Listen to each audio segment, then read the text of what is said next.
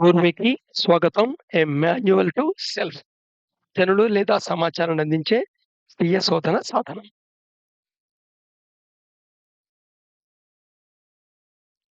So, నిన్నటి దాని continuation.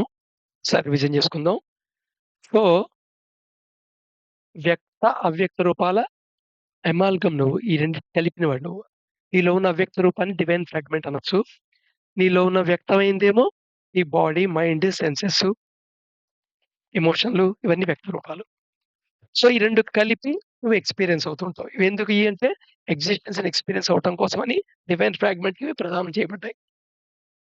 అవి ఏ ఏ ప్లేన్ ఎక్స్‌పీరియన్స్ అవుతున్నాయో దానికి అనువైన నేచరున్న body, mind, senses, free will ప్రదానం చెప్తుంటాయి.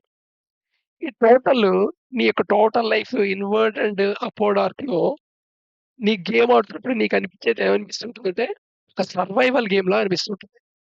ఎందుకంటే నువ్వు నీ బాడీతో ఐడెంటిఫై అవుతావు. ఈ బాడీ అండ్ మైండ్‌తో నువ్వు ఐడెంటిఫై అయినప్పుడు, ఈ బాడీ అండ్ మైండ్ లేకుండా పోతే నువ్వు లేనట్టే లెక్క. సో, సర్వైవలే ప్రాబ్లమ్. ఎగ్జిస్టెన్స్‌లో సర్వైవల్ కోసం నువ్వు యాక్టివిటీ చేస్తుంటావు. సర్వైవల్ కోసమే యాక్టివిటీ చేస్తుంటావు. సర్వైవల్ కోసమనే రకరకాల నాలెడ్జ్ సేకరించావు. ఈ ఎగ్జిస్టెన్స్‌లో ఉండే ఆర్డర్‌ని, ఏ లాస్ మీద పనిచేస్తుందో లాస్‌ని ఎవాల్యుయేట్ చేయడానికి ట్రై చేసావు. ఆ లాస్‌ని హార్వెస్ట్ చేసుకున్నావు. నీకు అనుగుణ్యంగా ఆ లాస్‌ని వాడుకొని సర్వైవల్ పెంచుకుంటూ వెళ్ళావు. సేమ్ సర్వైవల్ ఒకటితో అయిపోలా. సర్వైవల్ అయిపోయినంత మాత్రాన ప్రశాంతంగా ఉండదు. నీ లోపల థ్రాబింగ్‌గా చేసే ఇంకో ఫోర్స్ ఉంది. అది హ్యాపీనెస్ కోసమని చేసింగ్. ఎందుకంటే నీలోని డివైన్ ఫ్రాగ్మెంటు ఒక లక్షణం హ్యాపీనెస్. బ్లిస్ అది. బ్లిస్ అది నిరంతరం ఎప్పుడూ ఉండే బ్లిస్ స్టేట్‌లో ఉండేదది. దానికొక కారణం ఉండక్కర్ల. కారణ సంబంధంగా ఉండే బ్లిస్ కాదది. బ్లిస్ నేచరే దాని నేచర్ బ్లిస్. అది ఈ మోర్టల్ థింగ్ ఏవైతే ఉన్నాయో ఎగ్జిస్టెన్స్‌లో నీకు ఇవ్వబడిన ప్రదానం చేయబడిన టూల్స్ ఏవైతే బాడీ, మైండ్ ఉన్నాయో వీటి గుండా రిఫ్లెక్ట్ అయినప్పుడు ఎప్పుడైతే నీకు బయోటిక్ కండిషన్ లేదో కామ్‌గా ఉంటావో అప్పుడు ఆ హ్యాపీనెస్ కనబడుతూ ఉంటుంది. ఇంకా చెప్పాలంటే ఎప్పుడైతే నీ బాడీ అండ్ మైండ్‌తో డిసైన్‌ఫై అవుతావో మొమెంటరీగా అప్పుడు నీకు హ్యాపీనెస్ అనిపిస్తూ ఉంటుంది. నువ్వేమనుకుంటావంటే పలానా సిట్యుయేషన్ వల్ల, ఈ సినిమా చూడటం వల్ల, ఈ పాట వినటం వల్ల నేను హ్యాపీ ఫీల్ అయ్యాను. ఈ వస్తువు పొందటం వల్ల హ్యాపీ ఫీల్ అయ్యాను అనుకుంటావు. పొందటం వల్ల లోపల జరిగే మార్పులేంటాయంటే నువ్వు నీ బాడీ అండ్ మైండ్‌తో డిసైన్‌ఫై అవుతావు కాసేపు అంతే. అంతకంటే ఏం లేదు.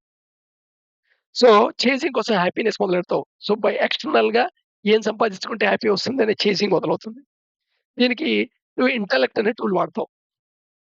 Body and mind, sense, emotions అనే మిగతా పనిముట్లు వాడుకుంటూ ఎక్స్‌పీరియన్స్ అవుతూ సర్వైవల్ అండ్ హ్యాపీనెస్ కోసం చేసింగ్‌తో నీ లైఫ్ జర్నీ నడుస్తూ ఉంటుంది. డౌన్‌వర్డ్ వర్క్ అయినా, అప్‌వర్డ్ వర్క్ అయినా సరే. యాక్చువల్ విషయం మర్చిపోయావు మాట ఇక్కడ. యాక్చువల్ ఏంటి నువ్వు సంసార్ అనే గేమ్ ఆడుతున్నావు. ఈ గేమ్ యొక్క రూల్స్‌కి లోబడి ఆడుతున్నావు. అప్‌వర్డ్ వర్క్‌లో కొన్ని రిలాక్సేషన్స్ వచ్చాయి. యాక్చువల్ గేమ్ ఇప్పుడు స్టార్ట్ అయింది. నువ్వు కావాలనుకుంటే సఫరింగ్ లేకుండా ఎగ్జిస్టెన్స్ నుండి ఫ్రీ లిబరేట్ కాగలవు. ఈ విషయం ఇగ్నోరెన్స్‌లో ఉంటుంది మనకి. ఈ విషయం తెలివిలో ఉండదు. సో, నువ్వు ఎప్పుడైతే ఇంటలెక్చువల్ వాడుతున్నావో నువ్వు క్లాసిఫికేషన్ మోడ్‌లో చేస్తుంటావు. ఎందుకంటే ఇది ఉపయోగపడుతుంది. ఫలానా దానికి ఉపయోగపడుతుంది. ఇది ఉపయోగపడదు. ఇది ఇలాంటికి ఉపయోగపడుతుంది. ఇది ఇలా చేస్తే ఉపయోగపడుతుంది. మంచి చెడు అని కాదు. ఉపయోగం ఉందా లేదా? సో, దేర్‌ఫోర్ క్లాసిఫై చేస్తావు. సో, దాని రూపాన్ని గుర్తుంచుకుంటావు. దానికో పేరు పెడతావు. క్లాసిఫికేషన్‌లో తెలియకుండా మైండ్ గ్రాడ్యుయేషన్ చేసేస్తుంటుంది. ఇక్కడ మైండ్, బాడీ యాక్టివిటీలో గ్రేడేషన్ చేస్తుంది. అంటే వాటిని ఒక ఆర్డర్‌లో పెడుతుందట. ఫస్ట్, సెకండ్, థర్డ్, ఫోర్త్ అని. నెక్స్ట్ ఇంకో ప్రాబ్లమ్ ఏంటి? నువ్వు ఆ క్లాసిఫికేషన్‌లో ఒక సెట్‌తో నువ్వు ఐడెంటిఫై అవుతావు. ఐడెంటిఫై అవ్వడంతో నువ్వు మిగతా వాళ్ళతో వేరు అనే భావం ఫీల్ అవుతావు. ప్రపంచం మొత్తం జీవం ఉన్నవి, జీవం లేని వస్తువులు అని విడగొట్టిన తర్వాత నువ్వు జీవం ఉన్నవాడివి కదా! సో, జీవం లేని వాడితో సెపరేట్ అవుతావు. ఇలా ట్రూత్‌కి దూరం అయిపోతావన్నమాట. ఇవన్నీ ఇన్నేట్ ప్రాపర్టీస్ ఇవి. అండ్ ఈ గ్రేడేషన్ వల్ల ఏమవుతుంది సుపీరియర్, ఇన్ఫీరియర్ అనే ఫీలింగ్ వస్తుంది. సో, కంపారిజన్ వస్తుంది. ఆ కంపారిజన్‌లో నీ పక్క సిట్యుయేషన్‌తో నువ్వు పోల్చుకొని నువ్వు ఇన్ఫీరియరో, సుపీరియరో అవుతుంటావు. ఇది రకరకాల ఎమోషన్స్‌కి దారితీస్తుంది. అలాగే ఎక్స్‌పీరియన్స్‌ని ఇండెక్స్ చేస్తావు. ప్లెజెంట్, అన్‌ప్లెజెంట్ స్కేల్‌లో. దాంతో లైక్, డిస్‌లైక్ అని మెమరీలో పెట్టుకుంటావు 2 బ్యాగుల్లో. లైక్ కావాలని పరిగెడుతుంటావు. డిస్‌లైక్ వద్దని పరిగెడుతూ ఉంటావు. దీనివల్ల అటాచ్‌మెంట్, ఎవర్షన్ పెరుగుతుంది. దీనివల్ల టెండెన్సీస్, ఇంక్లినేషన్స్ ఫార్మ్ అవుతాయి. వాసనాస్ జనరేట్ అవుతాయి. వీటన్నిటి అండర్‌లో నువ్వు పని చేసేస్తుంటావు. నా స్వేచ్ఛ కొద్దీ నేను పని చేస్తున్నావు అనుకుంటావు. కాదు. కానీ వీటి వల్ల నువ్వు బాండేజ్ అయ్యుంటావు. ఎంటాంగిల్ అయ్యుంటావు. అంటే ఈ ప్రాసెస్‌లో కర్మ వృద్ధి జరుగుతూ ఉంటుంది. ఇంకా ఫ్యాబ్రికేట్ చేసుకుంటుంటావు షెల్స్ నీ మీద.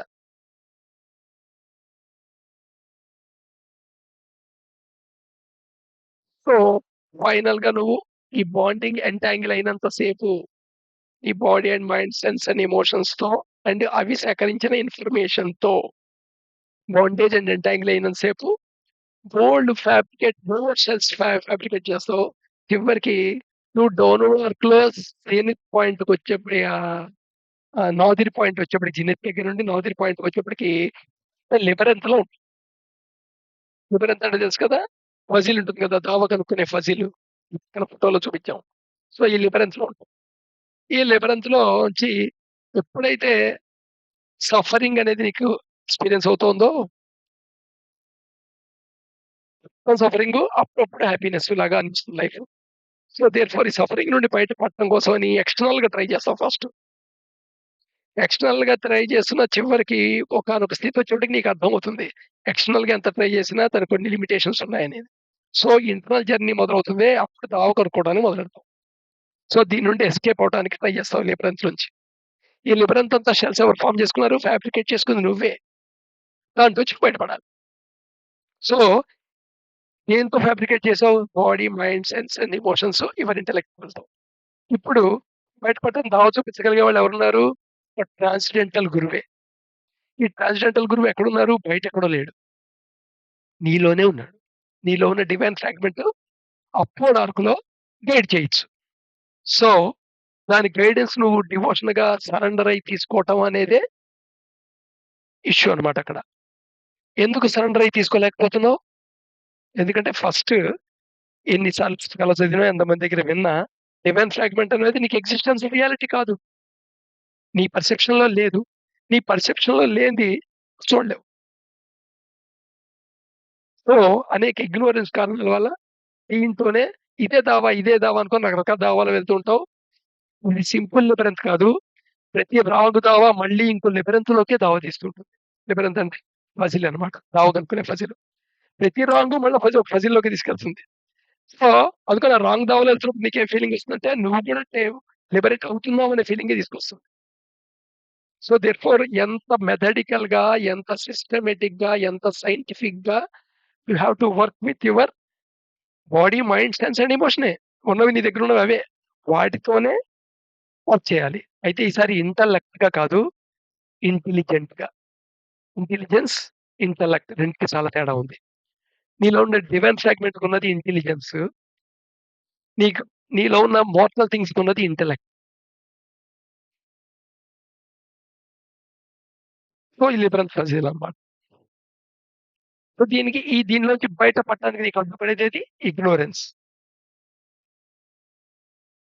ఇగ్నోరెన్స్‌ని బయట పడకుండా నేనేం చేస్తుంటాను ఒక అన్‌నోన్ ఫియర్ ఉంటుంది మనకి. ఎందుకంటే నువ్వు బాడీ, మైండే నువ్వనుకుంటున్నావు. బాడీ, మైండ్ బియాండ్ నుంచి మాట్లాడుతున్నావు. తెలియని దాని మీద ఆటోమేటిక్‌గా భయం ఉంటుంది. నీకు భయం ఉందంటే అదేదో తెలీదని అర్థం. లేదా తెలిసిన విషయం మీద క్లారిటీ లేదని అర్థం. సో, దేర్‌ఫోర్ ఈ లిబరెన్స్ నుండి బయటపడాలంటే ప్రైమరీ యాస్పెక్ట్స్ ఏమిటి? Refining your body. నీ బాడీని రిఫైన్ చేసుకోవాలి. మైండ్‌ని రిఫైన్ చేసుకోవాలి. సెన్సెస్‌ని రిఫైన్ చేసుకోవాలి. అండ్ ఎమోషన్‌ని రిఫైన్ చేసుకోవాలి. ఎందుకంటే ఇవి డౌన్‌లోడ్ ఆర్ట్‌లో మొత్తం ఇక్కడికొచ్చేప్పటికి ఆల్రెడీ క్రూడ్ కండిషన్‌లోకి గురి అయ్యున్నాయి. అదే కాకుండా అప్పటి వరకులో భూలో 1, 2, 3 ప్లేన్స్ దాటేప్పుడు కూడా ఇంచుమించు నువ్వు యానిమలిస్టిక్ పొజిషన్‌లోనే ఉన్నావు.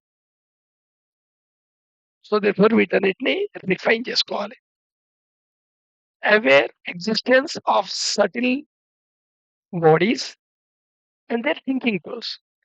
అసలు ఈ సటిల్ బాడీస్ ఏదో ఆస్ట్రల్ బాడీ, సూక్ష్మ శరీరం లేదా కాజువల్ బాడీ, కారణ శరీరము ఇవి అంటే కనబడలేదు గదా! అన్నట్టుగా ఉంటావు. ఫస్ట్ వీటికి ఎక్సిస్టెన్స్‌ని అవేర్‌నెస్‌లోకి తీసుకొచ్చుకోవాలి. అవేర్‌నెస్‌లోకున్నా మనం వాటిని వేరే విధంగా సర్ఫేస్ లెవెల్‌లో పైపైన అర్థం చేసుకొని వాటిని పట్టించుకోవట్లేదు. ఆస్ట్రల్ బాడీని నువ్వు ఎప్పుడు ఎక్స్‌పీరియన్స్ అవుతూనే ఉంటావు ప్రతిరోజు. నిజంగా నువ్వు చుట్టుపక్కల వస్తువులని ఎక్స్‌పీరియన్స్ అవ్వాలంటే, ప్రపంచాన్ని ఎక్స్‌పీరియన్స్ అవ్వాలంటే, నీ జ్ఞానేంద్రియాల కళ్ళు, చెవు, ముక్కు వీటితోనే కదా! మరి నిద్రపోతున్నప్పుడు నీ కళ్ళు పని చేయట్లేదు, చెవులు పని చేయట్లేదు, నాలుక పని చేయట్లేదు, ముక్కు పని చేయట్లేదు. మెలిపెచ్చి వదులుతున్నావు కానీ స్మెల్ చూడట్లేదు. అలాగే శరీరం పని చేయట్లేదు. స్పర్శ ఏ జ్ఞానం అన్నిటికి బియాండ్‌గా ఉన్నావు అన్నిటిని వదిలేసి, నువ్వసలు బాడీ ఉందో లేదో తెలీదు కదా! నువ్వు పడుకున్నప్పుడు. నువ్వు ఎగ్జిస్ట్ అయ్యి ఉందో లేదో నీ బాడీ అండ్ మైండ్. బట్ కానీ ఆ టైంలో నువ్వు కల అనే రూపంలో ఎక్స్‌పీరియన్స్ అవుతావు గదా! ఈ ఎక్స్‌పీరియన్స్ దేని నుండి అవుతున్నావు? ఇది ఇండికేషన్ అన్నమాట. సెన్సెస్ వేరు, సెన్స్ ఆర్గాన్ వేరు. అండ్ అలాగే అక్కడ ఎక్స్‌పీరియన్స్ అవుతుందెవరు? Astral body. Through astral body సూక్ష్మ శరీరం ద్వారా నీ డివైన్ ఫ్రాగ్మెంట్ ఎక్స్‌పీరియన్స్ అవుతుందన్నమాట. అలాగే ఈవెన్ మైండ్ కూడా కంప్లీట్ ఔట్ ఆఫ్ మైండ్ వెళ్ళిన పొజిషన్‌లో మైండ్ కూడా డిటాచ్ అయిపోయి టెంపరరీగా, మొమెంటరీగా డీప్ స్లీప్‌లోకెళ్తావు. నువ్వు ఎక్స్‌పీరియన్స్ అవుతున్నావు. ఇట్స్ ద నియరెస్ట్ అందుకని డీప్ ఎక్స్‌పీరియన్స్ అనేది ఒక నియరెస్ట్ పాయింట్ అన్నమాట. మళ్ళా రేపు కంటిన్యూ చేద్దాం.